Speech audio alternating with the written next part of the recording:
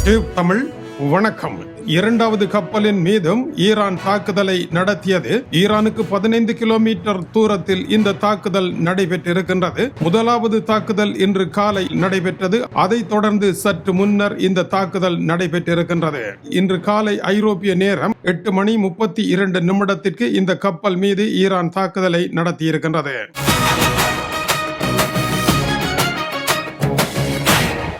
இது சரக்கு கப்பலாகும். இந்த கொண்டெய்னர் கப்பல் தமது எச்சரிக்கையை மீறிய காரணத்தினால் இந்த தாக்குதல் நடைபெற்றதாக ஈரான் அறிவித்திருக்கின்றது. அமெரிக்கா மட்டும் இந்த போரை ஆரம்பிக்குமாக இருந்தால் அமெரிக்காவினுடைய மத்திய கிழக்கில் இருக்கும் செல்வம், அமெரிக்க படைகள் அனைத்தும் கற்பனை செய்ய முடியாத பேரழிவை சந்திக்கும் என்றும் அதற்கு ஈரான் தயாராகி விட்டதாகவும் ஈரான் அறிவித்திருக்கின்றது. அமெரிக்க படைகள் எத்தகைய தாக்குதல்களை நடத்துகின்றதோ அத்தகைய தாக்குதல்களை உடனுக்குடன் எதிர்கொள்வதற்கு ஈரான் தயாராக இருப்பதாகவும், இந்த பேச்சுக்கள் ஒன்றும் வெறுவாய் பேச்சுக்கள் அல்ல, அத்தனையும் உண்மைதான் என்பதற்கு ஆதாரமாக நிலத்தடி அறையில் மறைத்து வைக்கப்பட்டிருந்த ஏவுகணைகளை எல்லாம் மக்களுக்கு காட்டி புதிய நம்பிக்கையை ஊட்டி இருக்கின்றது ஈரான். தொடர்கின்றது போரினுடைய புயல்.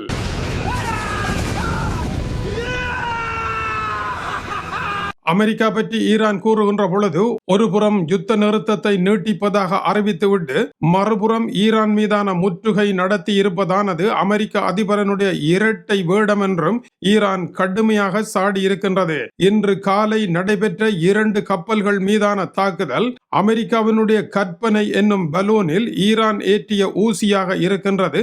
வெடித்து சிதறி இருக்கின்றது அமெரிக்க ராஜதந்திரம் என்று ஐரோப்பிய ஊடகங்களே எழுதியிருக்கின்றது. பெர்லின்ஸ்கவில் இது வெளியாகி இருக்கின்றது. அமெரிக்க அதிபர் ஒரு சிறிய காயை நகர்த்தி ஏற்படுத்திய ராஜதந்திரம் பெரிய வெடிப்பை கண்டு தோல்வி படியில் இறங்கி இருப்பதாக தெரிவிக்கின்றார்கள். பாகிஸ்தானில் நடைபெற்ற பேச்சுக்கள் வெறும் நீர் குமிழியாக முடிந்திருப்பதாகவும் கூறப்படுகின்றது. ஈரான் இது என்ஃபோர்ஸ்மென்ட் ஆக்ஷன் என்று கூறியிருக்கின்றது. அதாவது ஈரானுடைய அதிகாரபூர்வ தாக்குதல்கள் ஆரம்பித்து விட்டதாகவும் அறிவித்திருக்கின்றது. ஈரான் ஆயுத படைகளினுடைய செய்தி தொடர்பாளர் இது பற்றி கூறுகின்ற பொழுது அமெரிக்கா தன்னுடைய தடைகளை விலத்தும் வரை ஹோர்முஸ் நீரிணை முற்றிலும் செயற்பட முடியாத நிலையை அடையும் என்றும் கூறியிருக்கின்றார். இதனால் உலகத்தில் பொருளாதாரத்தில் மிகப்பெரிய நஷ்டம் ஏற்பட போகின்றது. இன்று காலை அமெரிக்க அதிபர் யுத்த நிறுத்தம் தொடர்கின்றது என்று அறிவித்தவுடன் ஆயிலினுடைய விலை குறைவடைய தொடங்கியது. இப்பொழுது மறுபடியும் அதில் தீ மூட்டியது போல சம்பவங்கள் நடைபெற்றிருக்கின்றன. இந்த புதிய நெருக்கடியானது சவுதி அரேபியா, கட்டார், எமிரேட்ஸ் ஆகிய நாடுகளினுடைய ஆயில் ஏற்றுமதியில் தடை விழுவதற்கான ஆபத்து நெருங்கி இருக்கின்றது. கப்பல் காப்புறுதி கட்டணங்கள் விண்ணை தொட்டிருக்கின்றன. மேலும் ஒரு சுற்று எகிரப் போகின்றன. அமெரிக்காவினுடைய சிறிய நடவடிக்கையால் உருவாகி இருக்கின்ற பெரிய நடவடிக்கையாகும். காலை நடந்த இந்த நிகழ்வுகளுக்கு மதியம் நடந்திருக்கின்ற அதிரடியாக இது இருக்கின்றது. ஈரான் இப்பொழுது பதிலடி கொடுக்கும் நிலையில் இல்லை, போரை வழிநடத்தும் நிலைக்கு மாறி இருக்கின்றது என்று ஆய்வாளர்கள் கூறியிருக்கின்றார்கள்.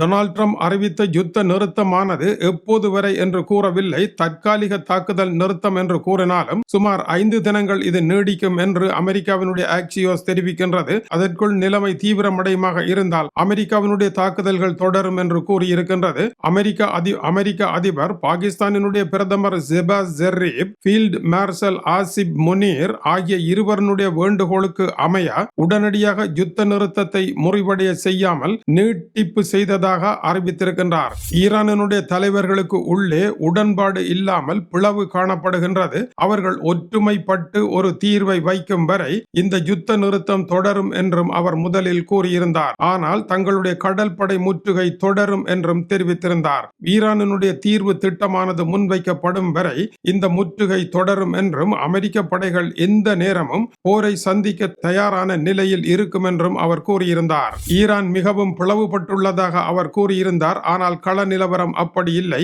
ஈரான் தன்னுடைய ஏவுகணைகளை காண்பிக்கின்ற வேலையை ஆரம்பித்திருக்கின்றது. டொனால்ட் ட்ரம்பிற்கான பதிலடியாக இருக்கின்றது. தற்போதைய நிலையில் போர் நிறுத்த காலக்கெடு இன்னமும் வழங்கப்படவில்லை. இது ஒரு பிரச்சனையாக இருக்கின்றது. இரண்டாவதாக ஹோர்முஸ் நீரிணை முற்றுகை முடிவடையவில்லை. போக்குவரத்து இயல்பு நிலைக்கு வரவில்லை. பிரச்சனை தொடர்ந்திருக்கின்றது.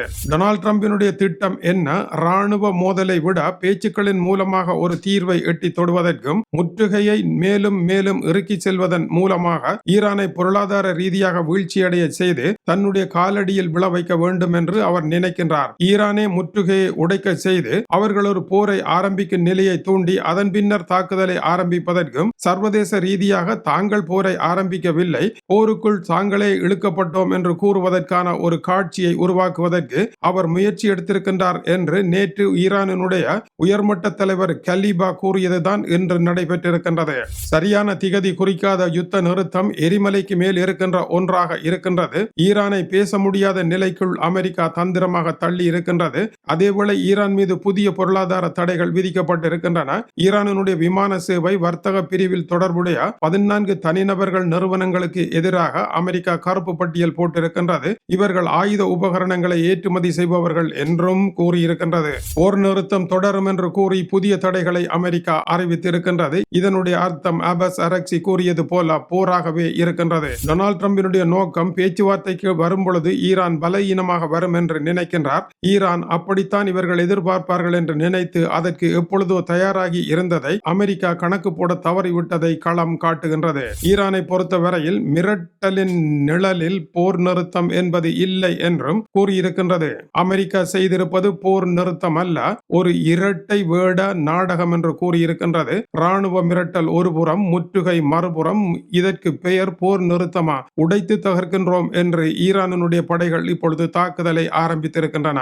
ஈரானுக்கு போரை தவிர வேறு எந்த வழியும் இல்லாத நிலையில் சதுரங்க பலகையை அடைத்த டொனால்ட் ட்ரம்ப் இப்பொழுது மலை உச்சியின் விளிம்பிற்கே வந்துவிட்ட ஈரான் அமெரிக்காவை தாக்குவதை தவிர வேறு வழியற்ற நிலை போன்ற ஒரு காட்சி உருவாகி இருக்கின்றது. இந்த நிலையில் பிரிட்டனில் இருந்து அவசரமாக கூட்டம் நடத்தி 30 நாடுகளைச் சேர்ந்த அணி ஹோர்முஸ் நீரிணையை திறப்பதற்கான பணியை செய்ய இருப்பதாக கூறியிருக்கின்றார்கள். இவர்கள் அமெரிக்காவுடன் பகை போன்ற ஒரு தோற்றப்பாட்டை ஏற்படுத்தி அமெரிக்கா எதை செய்ய நினைக்கின்றதோ அதை செய்ய முயற்சி எடுக்கின்ற பொழுது இவர்களுடனான மோதலும் ஆரம்பிக்கும். இவர்கள் நினைப்பதை போல ஈரான் ஒன்றும் ராஜதந்திரத்தில் முட்டாள் அல்ல என்பதும் மற்ற நாடுகள் சருகியதை போல ஈரான் சருகும் என்று கருதுவதற்கு இடமில்லை.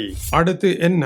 அமெரிக்க அதிபரனுடைய செல்வாக்கு அமெரிக்காவிற்கு உள்ளே சரிந்து கொண்டிருக்கின்றது. இதனால் அவர் ஈரான் மீது கடுமையான போரை ஆரம்பிக்க வேண்டிய ஒரு நெருக்கடியான நிலைக்கு தள்ளப்பட்டிருக்கின்றார் என்று அமெரிக்க செய்திகள் தெரிவிக்கின்றன.